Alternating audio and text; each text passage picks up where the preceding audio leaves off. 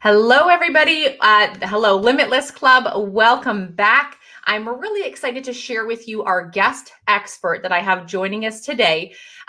Our guest is Paige Mitchel, and Paige is a career fulfillment coach. And her passion is helping individuals find fulfilling careers that have more purpose, that are really in alignment around what impacts their relationships, mental health, and life transitions in a positive way.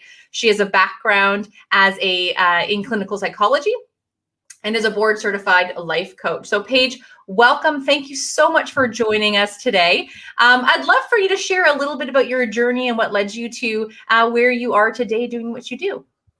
Yes, thank you so much for having me. I'm excited to have a conversation with you today. Yeah. Since I was a child, I was always really curious. I loved learning about humans, really just being engaged, extroverted.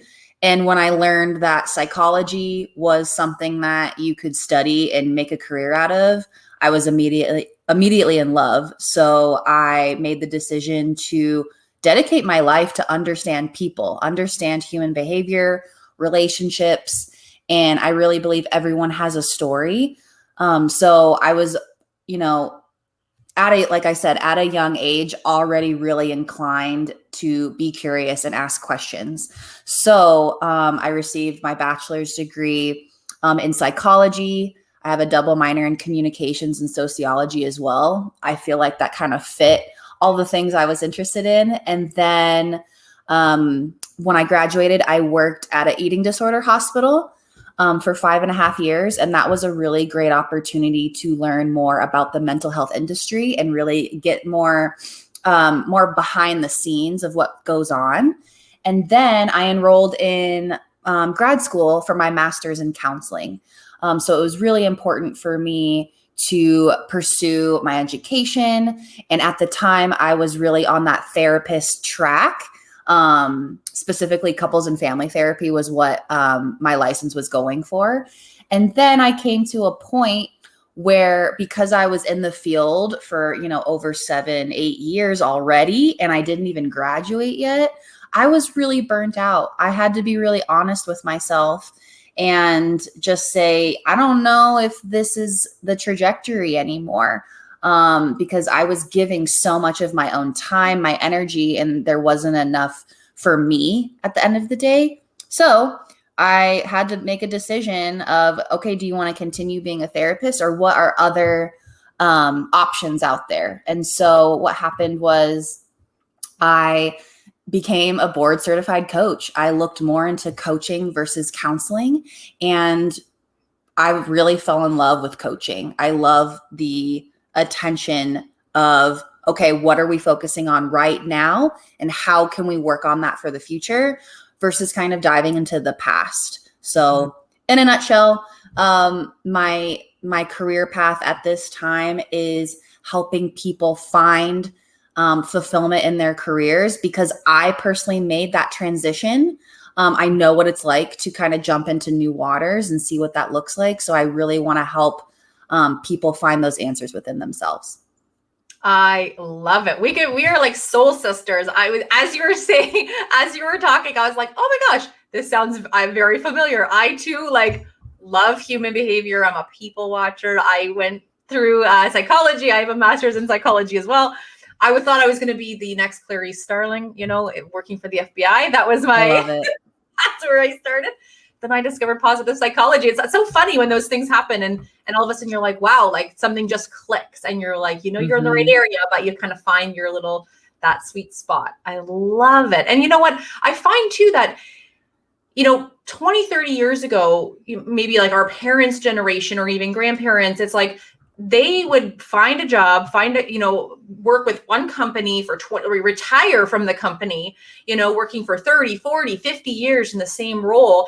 And that's just not the case anymore. Like that's very few and far between. And you see the perks of staying with one company for a really long time, really lessening, at least where I'm from, there used to be lots of unions and pensions and all these reasons to stay. And we're seeing less and less of that. So people are making more transitions, more career transitions, and sometimes really really drastic ones, right? Mm-hmm. I'm a college professor as well. And I see, I work years ago, I was in a career college, and I would see people going from like factory work into like addictions counseling. And I was like, these huge, because they never thought they had the opportunity, or maybe they didn't realize that it was possible. And then, they meet a career coach, they meet a guidance counselor, or somebody that opens that door and says, okay, wait, what are you really interested in? What do you love doing? Let's see if we can make that your career.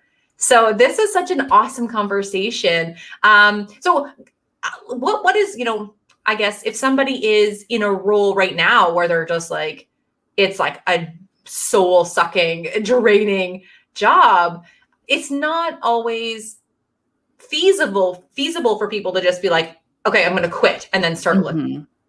Right? Like sometimes we do have to look at like our rent is not going to pay itself if we don't. So what would you say to somebody who first comes to you and just like, I hate my job, I don't know what to do, I can't leave it? Totally. And I get that a lot of the time. Unfortunately, it's when the client on the phone with me, right? Like on that discovery call, they're saying all those things. I hate this. This needs to change, blah, blah, blah. Unfortunately, they already reached that point of burnout. They already reached that, like on the highest level, 10 out of 10, I can't stand this. So it's unfortunate that it had to take that extreme to then ask for help. So if anyone's like even on the peak of that, find help now before it gets too bad. But to answer your question, if you're already there, there's nothing really, you could do about it. I would first just evaluate, what would you like to be different in your job or in your life? What are the areas of your life, that's contributing to how crappy this job really is? Could you really pinpoint, yes, like I don't like this, this, this. Well, are there good parts of it? And if so, can I find that in other areas of my life, or can I find that in another job? I think just doing a lot of self-awareness, journaling, talking with like a mentor, talking with your support system, doing more brainstorm and self-work, I think is like the first step of, okay, I know all of these things are going wrong. Some of these things are going well, but let me just lay it out all on the table of what I don't like, what I wish was different, and where I see myself in the future. So getting a little bit more clarity versus just kind of like complaining, I hate this. Right. I love it. And I love what you said about like, what are the parts of it that you hate? Because sometimes we just lump it into like, I hate everything, but you're like, no, I really hate the commute and this one person I work with. Like those are the two things. So so sometimes people think too, maybe that they have to leave that job, leave that company, leave that role. And maybe you do, but maybe you don't. Maybe it's a different fix. And we're kind of getting to the end of our rope in a number of areas in your life, and you're just putting it all on the job, right? Yeah. I've seen that is the pointing the finger of it's just the job that sucks. Everything else in my life is perfect, but I hate my boss, or I hate the culture, the commute, right? All of these little things. And I'm not a coach that promotes just quit your job and find something you love. I don't really believe in that. I do believe in, as I mentioned, like, can you practice some self-awareness first? What is your attitude when you show up? What are you actually contributing to make the changes? Or are you just kind of sitting back and throwing up your hands and being like, playing that victim mode of, well, I can't change my, circumstance. Well, we all forget we have this inner voice. We have two sides, right? The voice that's, nitpicky and saying, you can't do this, these limiting beliefs and this negative self-talk. And then we have this other voice that is empowering and saying, no, you can fix the situation. You do have a lot more say. You just need to speak up more, or you need to ask for help. You need to listen to this podcast, you need to watch this inspirational video. There's you have options. It's just sometimes that negative self-talk is so loud that it's just kind of, it's fogging your decision-making process. Yes, that is so, so true. We talk all the time, but we call it like that inner assassin that like shoots everything down, or that sharpshooter that's going to find the negative thing that's in your environment. There's 100 positive things, but it's gonna pick up that one bad thing, and then you're gonna do, we dwell on that. And I love the conversation around our conditioned beliefs, because I always say, like, people say, but this is truth. This is what's actually happening. And sometimes it is, but often it's not. It's the truth that we believe, but it's not it's not the whole truth. And so when you really start to practice self-awareness, I think a whole new world can open up for you in so many areas: your career, your relationships, your own relationship with yourself. I think it's a huge, huge thing for people to really unpack and like dive in deep and say, okay, like, let's look at what the truth is versus what I believe my reality to be. Absolutely. I love that. I think you hit the nail on the head. It's just, the beliefs is really what you have practiced in your head is true. Yeah. You say it enough times over and over, that is going to be the perception and attitude that you have on your outside world. That's going to be your lens if you continue to feed the beast. Yeah. So yeah, I love that. And it feels real, right? Because we've been doing it for 10, 20, 30, 40 years. Like, it feels very real. So I always am very like empathetic and sympathetic to, clients or anybody that I talk to that's like, but this is how it is. It's like, well, no, it's not, right? It's just, and so practicing a new belief feels fake or feels inauthentic, but it's just because you've practiced that other one so much. Exactly. Right. It takes some time to build up a new one. Amazing. And I love that. I love just this whole conversation, because your career, what you choose to do, whether you are, working for somebody else, whether you're starting your own thing, whether you're doing a little bit of both, it takes up so much of our life, right? Like, we often spend more time at work than doing the things we really love doing, spending time with our loved ones or our hobbies or our own self-care. Like, if you work that typical kind of 40-hour work week, right? When you're working for somebody else, if you're working, full time, that's kind of the standard, at least in North America. You want to be at least enjoying what you're doing for 8 hours a day, right? Exactly. The bulk of your time. So I think people will just sort of push through being like, well, it's a paycheck. It's allowing me to pay my bills or support my family. So I just have to put up with it. And so these kinds of conversations get people really thinking, okay, well, what responsibility do I need to take to enjoy or get some satisfaction or more fulfillment in what I'm spending so much time, so much of my life doing? Absolutely. The main reason I chose this industry, because as a life coach, I could have gone any direction, right? You can pick any population you want to work with, but this career fulfillment really resonated with me because not only have I experienced burnout and overwhelm to the highest extreme, and I don't wish that on anyone. However, it is so common. It's exactly what you said. We spend hours, majority of our life working. So why can't you find something that aligns with the type of person you want to become, that aligns with the values that you already have? Like, if family is number one, how can you work at a job that is more flexible so that you can see your kids and actually have energy to interact with your spouse? And, the lifestyle choice that you want is really kind of how I coach people one-on-one. Is, what are the other areas of your life that are lacking? What would you like to see differently? And just having more of a conversation of, first of all, why did I even work at this job in the first place? Was there something that actually intrigued me in the beginning? And then maybe over time that just faded. So yeah, out of all of the hours of your life, it's usually around work.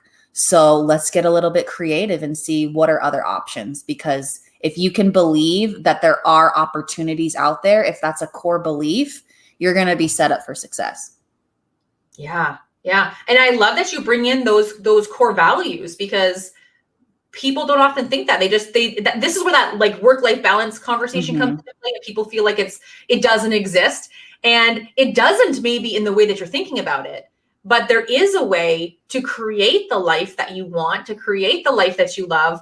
I've shared this before with our community, is that I was in corporate and I stepped away after I had my second son, and I went back. So in Canada, we get a year mat leave. So I was off for a year. So my second son was one. I went back and I had a long commute. It was, about a 45-minute drive, but it could be anywhere from an hour to 3 hours in rush hour traffic in the morning. So I would leave ridiculously early to try and avoid some of that. And I lasted 4 days back in the role because I was leaving before my baby got up. I was getting home just in time to like spend half an hour and put him to bed. And very quickly I was like, no, exactly. This is not the life that I want. This is not the kind of mom I want to be. This is not the wife that I want to be. This is not the friend or daughter I want to be. I was, and I mean, it was scary because I didn't have another option immediately. Right. I also knew that like the top priority, my top value is my relationships and my family. So for me, and I quickly had the conversation with my husband that I remember that week, my son got an ear infection, and it was the first time. He was a very healthy baby. First time he got sick. And my second day back, my husband called and I could hear him screaming in the background.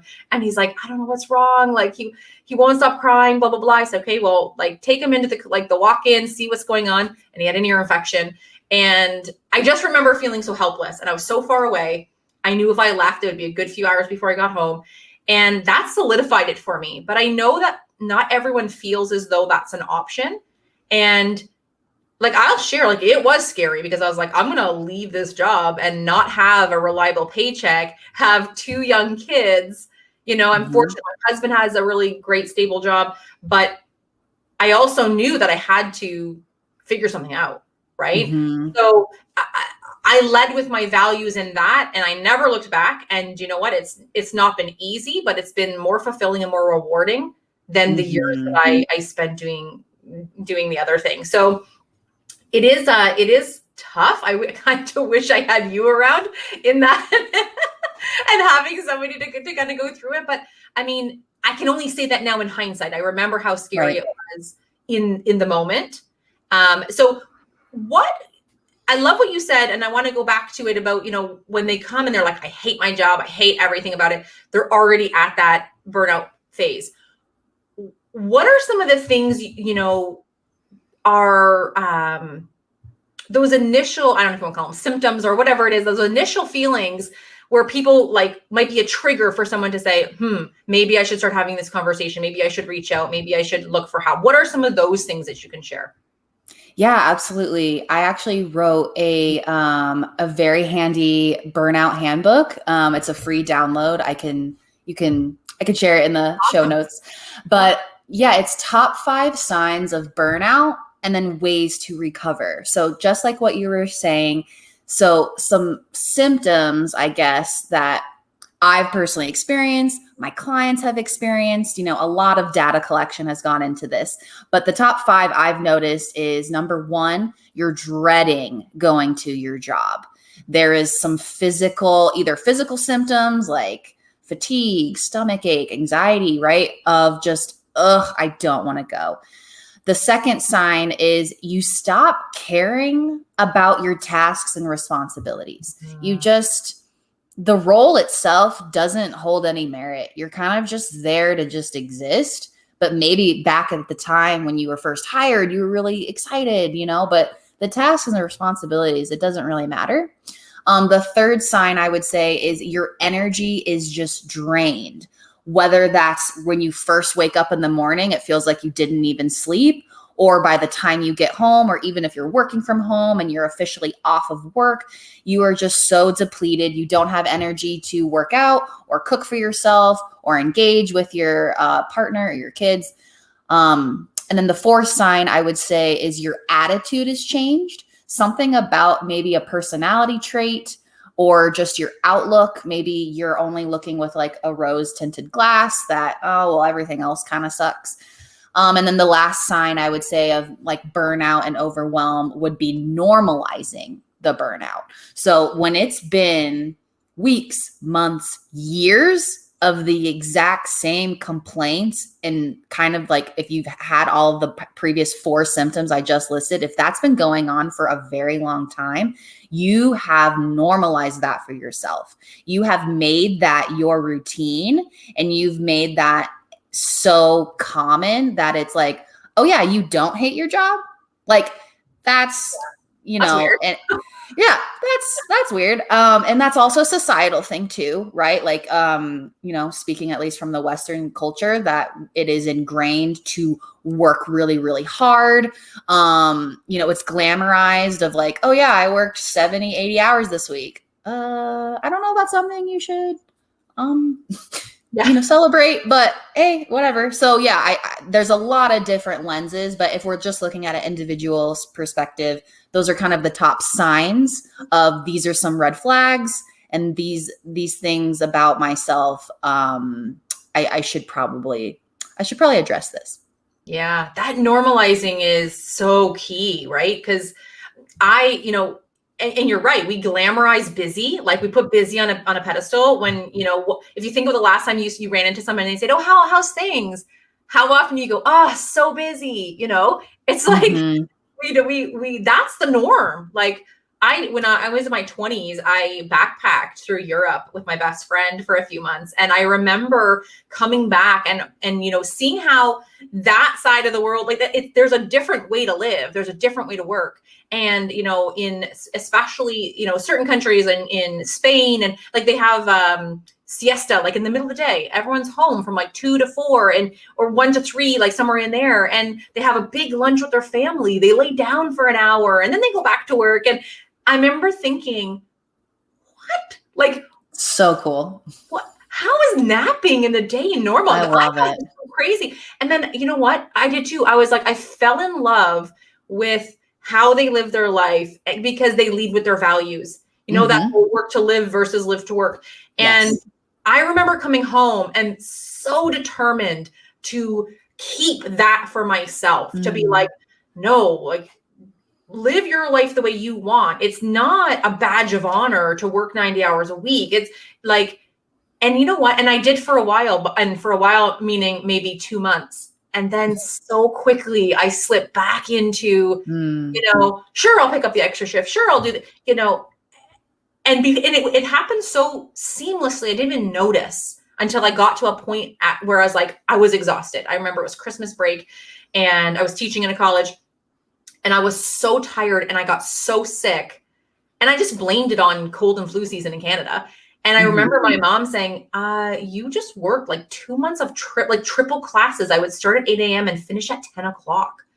And some classes would overlap. So I wouldn't even eat. I'd eat on the break that I gave my students. And I'm like, oh yeah. And then I was so frustrated with myself. I didn't even notice it. Like I didn't even notice slipping back into that, live to work kind of mindset. And it was a turning point for me. And it was where I realized, like, I need to say no. I need to reevaluate. I need to have boundaries and really hold them for myself. And that was like the start of my journey in personal development. And I've never looked back. And yes, I still have, missteps, and sometimes I'll catch myself a lot quicker than I did before. And so, yeah, this has just been such a great conversation because I think everyone has to work, right? Like, okay, maybe not everyone, maybe there's some select few that don't have to for whatever reason, but majority of people, this is their life. So how do we make it the best possible, most joyful, fulfilling, part of it that adds positively, not just drains and strips away. Yeah. I agree. Amazing. So how can people connect with you, follow you if they have questions? We'll definitely drop that link to the download for them in the show notes here. But where can they find you if they want more? Sure. So you can check out my website, www.paigemitchel.coach. I'm also on several different social media platforms, Facebook, LinkedIn, Instagram, YouTube, and pretty much 90% of it is paigemitchel.coach is the handle. Okay. And as I mentioned, that free burnout handbook, www.burnouthandbook.paigemitchel.coach. And I also have my own podcast as well. It's called Paige's Lessons at anchor.fm/Paige's Lessons. And it's 10-minute episodes of just kind of like quick tips and tricks of life advice, anywhere from career, relationships. It's just like a little pocket of fun. Nice. Amazing. Well, thank you again so much for being here and everything that you shared. We will definitely make sure that our community, our audience can connect with you. And thank you again for your time. Yes, thank you so much. Awesome. Take